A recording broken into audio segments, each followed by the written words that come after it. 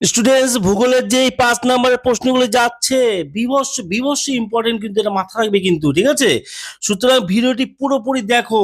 প্রাকৃতিক আঞ্চলিক পুরো মিলিয়ে কিন্তু 5 নম্বরের প্রশ্নগুলো দিয়ে দেওয়া হচ্ছে কিন্তু, ঠিক আছে? আচ্ছা চলো শুরু করা যাক।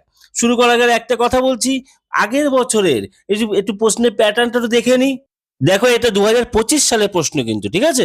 2025-এর প্রশ্ন, তোমাদের প্যাটার্নটা দেখাচ্ছি। আচ্ছা কোথায় থাকে 5 নম্বর প্রশ্নগুলো দেখো। এই যে রয়েছে 5 দাগে থাকে কিন্তু, ঠিক আছে? 5.1 এ দেখো কি বলছে, যে কোনো দুটো প্রশ্নের উত্তর দাও, ঠিক আছে? তাহলে 5.1.1 একটা, 5.1.2 একটা, 5.1.3 একটা, 5.1.4 একটা। তার মানে 5 নম্বর প্রশ্ন। এটা হচ্ছে কি, এটা হচ্ছে প্রাকৃতিক, ঠিক আছে? প্রাকৃতিক প্রাকৃতিক থেকে 4টে প্রশ্ন আসে। 4টে প্রশ্নের ভিতরে তোমাদের দুটো লিখতে হয়, তাই লেখা যাচ্ছে কি যে কোনো দুটি প্রশ্নের আনসার দাও, ঠিক আছে? কি বললাম, বোঝা গেল? আচ্ছা, মার্কস হচ্ছে কত? 5 দুগুণী 10 নাম্বার হলো। তো 4টের ভিতরে তোমার দুটো অ্যাটেন্ড করতে হবে, কোথায়? প্রাকৃতিক থেকে। আচ্ছা নেক্সট চলো, কোথায়? এরপর চলো নিচে দেখো। নিচে দেখো হচ্ছে গিয়ে এইটা দেখো কি বলেছে, যে কোনো দুটি প্রশ্ন 5.2 এ দেখো যে কোনো দুটি প্রশ্নের উত্তর দাও। থাকে কত? 5.2.1, 5.2.2, 5.2.3, 5.2.4। এখানেও 4টে থাকে, আঞ্চলিকেও 4টে থাকে, ঠিক আছে? তোমাদের কটা? যে কোনো দুটি প্রশ্নের আনসার দিতে বলেছে, যে কোনো দুটি প্রশ্নের আনসার দাও, ঠিক আছে? থাকে 5 দুগুণী 5 নাম্বার করে 11, 5 দুগুণী 10 নাম্বার। তাহলে এই যে 5 দুগুণী 10 আর 10, ঠিক আছে? এই যে দুটো মিলে কত হচ্ছে? 20 নাম্বার। তা 5 নাম্বার প্রশ্ন কত নাম্বার থাকে? 20 নাম্বার থাকে কিন্তু, ঠিক আছে? যে প্রশ্নগুলো দিচ্ছি বিভৎস ইম্পর্টেন্ট প্রশ্ন কিন্তু, দেখলেই বুঝতে পারবে। আর কতগুলো টিপসও বলে দেবো, ঠিক আছে? কোন কোন চ্যাপ্টার পড়লে তোমাদের হয়ে যাবে। সব চ্যাপ্টার পড়তে হবে না, কিন্তু টেস্টের জন্য সমস্ত পড়ে যাও, এটা আমার রিকোয়েস্ট। কিন্তু মাধ্যমিকে সমস্ত কিছু পড়তে হয় না। চলো নাও শুরু করা যাক। দেখো শুরু করার আগে প্রথমে একটা কথা বলি, আমি কিন্তু জিওগ্রাফির টিচার নই। আমার বন্ধুরা রয়েছে, তারা মাস্টার আছে, তারা হচ্ছে গিয়ে অন্যান্য সাবজেক্টের যে সাজেশনগুলো দিই না, তাদের কাছ দিয়ে নেওয়া কিন্তু, ঠিক আছে? একটু ভুল টুল হয়ে গেলে একটু মাফ করে দিও, ঠিক আছে? আমি অ্যাকচুয়ালি ম্যাথের টিচার, আর ম্যাথের জন্য তোমাদের দেখবে ভিডিও পরপর চলে যাচ্ছে, হলো। আর হচ্ছে নতুন একটা ম্যাথের কোর্স লঞ্চ করা হচ্ছে, সেটা হচ্ছে কি ক্রেজি ক্লাস। যারা জয়েন করেনি এখন এটা জয়েন করে নাও, ঠিক আছে? স্টুডেন্টস যারা যারা এই পিরিয়ডটা নেওনি এখনই নিয়ে নাও, অবশ্যই নিয়ে নাও। এই পিরিয়ডটা খুবই কাজের জিনিস। দেখে নাও এই পিরিয়ডের সম্বন্ধে দু একটা কথা বলছি। দেখো এই পিরিয়ডটা পুরো সাজানো, গণিত প্রকাশী, আর কিছু না, শুধু সাজানো। দেখো কি হচ্ছে, পাটিগণিত পরপর রয়েছে, দেখো সরল সুদ কষা, চক্রবৃদ্ধি সুদ, অংশীদারি কারবার, ঠিক আছে? তেমনি বীজগণিত পরপর রয়েছে, একচল বিস্তৃতিকে সমীকরণ, অনুপাত, সমানুপাত, দ্বিঘাত, করণী, ভেদ। এই দানিগুলো সব হচ্ছে পেজ নাম। আচ্ছা পরিমিতি সব এক জায়গায়, ত্রিগুণমিতি সব এক জায়গায়, এরকম ভাবে সাজানো, সব হচ্ছে এক জায়গায় করা। এক নম্বর গেল। 2 নম্বর যেটা বলছি সেটা ভালো করে শুনবে কিন্তু। জাস্ট একটা চ্যাপ্টার হয়ে যাচ্ছে, সরল সুদ কষা, চ্যাপ্টার শেষ। তারপরেই কিন্তু আনসার শিটটা, দেখেছো আনসার শিটটা?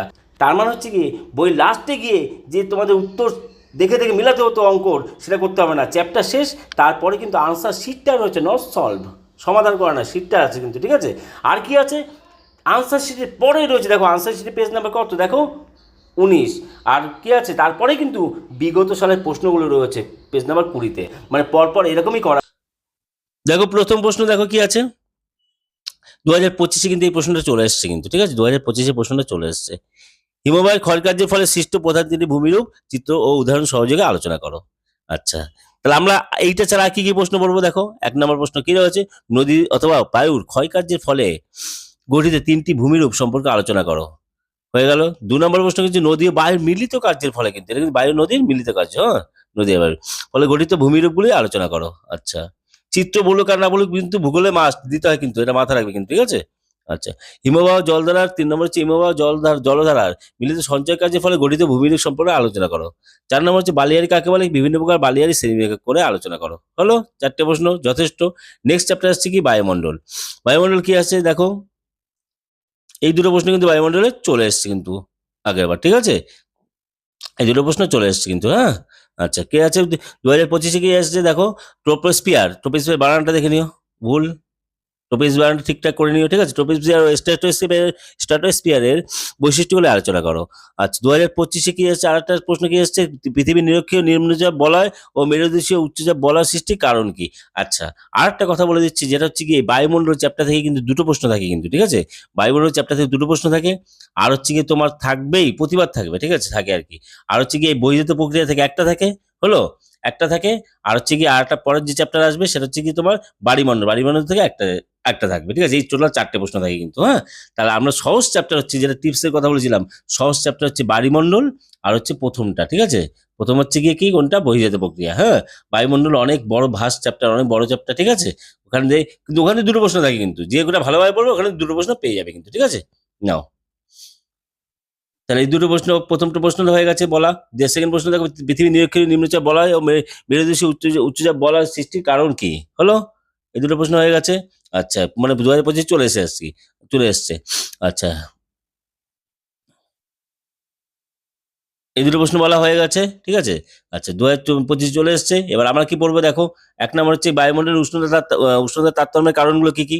দুই নম্বর হচ্ছে ওজোন গ্যাস কি, ওজোন গ্যাস কিভাবে উৎপত্তি হয়, কিভাবে ধ্বংস হয়, এর গুরুত্ব লেখো। আচ্ছা, তিন নম্বর হচ্ছে বায়ুমণ্ডলের উষ্ণ হওয়ার পদ্ধতিগুলো কি কি, চিত্র সহ করে আলোচনা করো।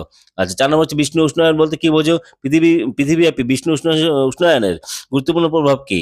পাঁচ নম্বর হচ্ছে বৃষ্টিপাত কাকে বলে, বিভিন্ন প্রকার বৃষ্টিপাতগুলি সম্পর্কে আলোচনা করো। ছয় নম্বর হচ্ছে সাগরীয় জলবায়ুর প্রধান বৈশিষ্ট্যগুলো আলোচনা করো।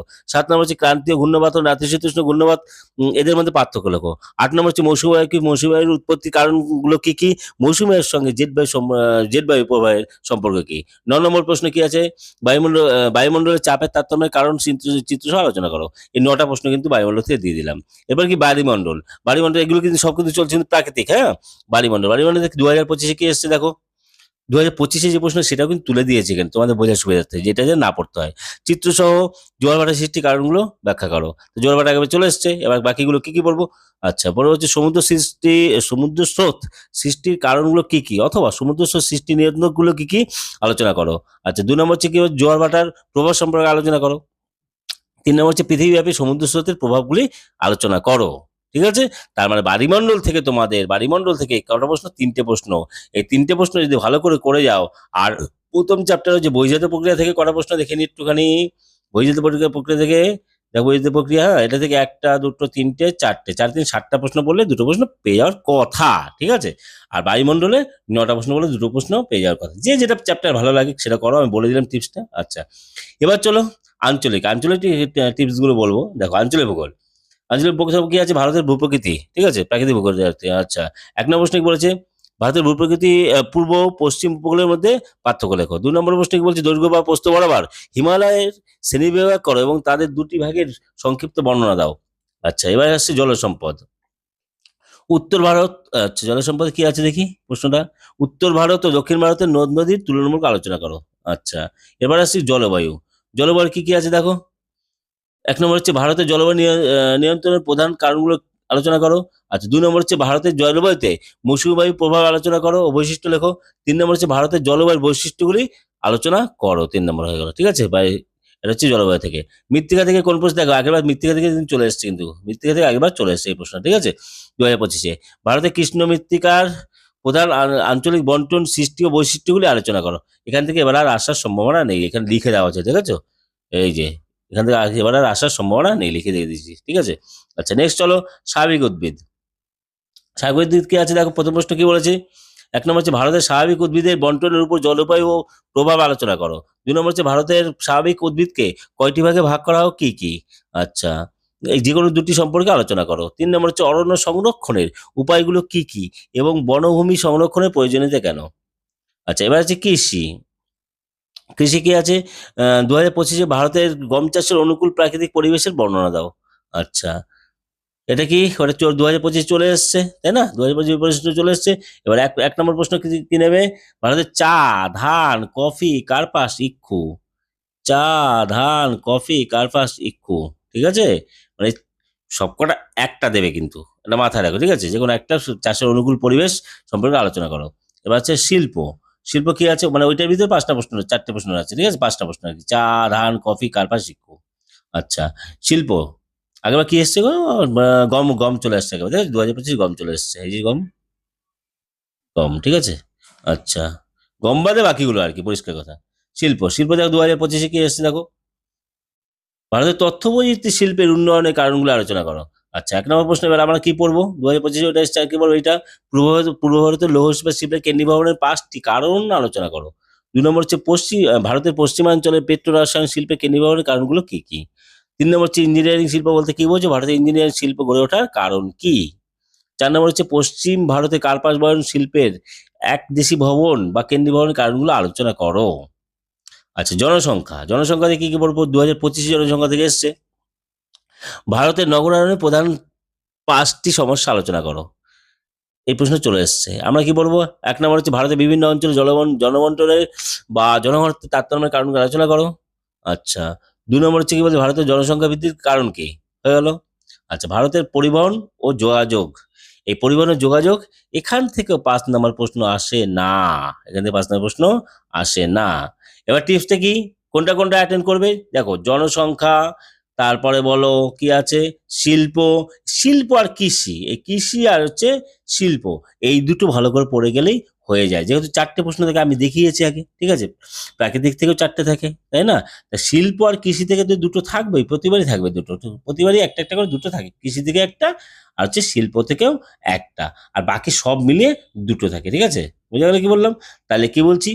তোমার মৃত্তিকা থেকে একবার চলে এসছে, এবার আসার সম্ভাবনা নেই। এখানে দিকে দিয়েছি মৃত্তিকা থেকে, ঠিক আছে? সম্ভাবনা নেই, হলো। আর লাস্টেরটা থেকে তো আসেই না, পরিবহন নিয়ে থেকে, ঠিক আছে? পরিবহন ও যোগাযোগ। বোঝা গেল কি বললাম? তাহলে এই সম্পূর্ণ সাজেশনটা দিয়ে দিলাম, সম্পূর্ণ প্রাকৃতিক বা আঞ্চলিক সব দিয়ে দিলাম, প্রশ্নটা প্যাটার্নটাও বুঝিয়ে দিলাম, ঠিক আছে? ভিডিওটা কেমন লাগলো?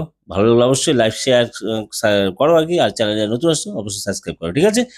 আর যেটা বলছি, পিডিএফটা অবশ্যই নিয়ে নাও, ঠিক আছে? খুবই কাজে লাগবে। আর যদি অঙ্কে ভালো নাম্বার তোলার ইচ্ছা থাকে, কেজি ক্লাসে জয়েন করো, ঠিক আছে? টাটা, টেক কেয়ার, বাই বাই।